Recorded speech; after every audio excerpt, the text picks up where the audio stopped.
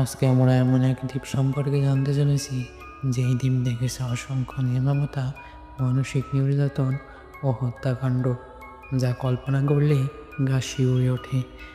আর দ্বীপটির নাম হলো Devil's island. হ্যাঁ, আপনি ঠিকই শুনেছেন, ডেভিলস আইল্যান্ড, যার বাংলা অর্থ শয়তানের দ্বীপ। এই দ্বীপটি অবস্থিত সাউথ আমেরিকার ফ্রান্স গায়ানাতে। এটি ৩৫ একরের একটি দ্বীপ।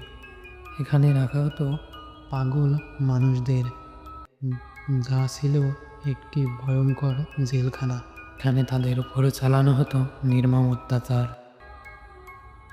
যেখান থেকে পালানো কথা কল্পনাও করা যায় না।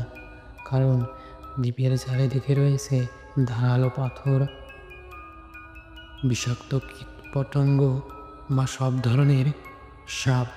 সমুদ্রে রয়েছে ভয়ঙ্কর স্রোত ও হাঙর। শোনা যায় একজন লোক ডেভিলস আইল্যান্ড থেকে পালানোর চেষ্টা করে এবং তার প্রাণ হারায়।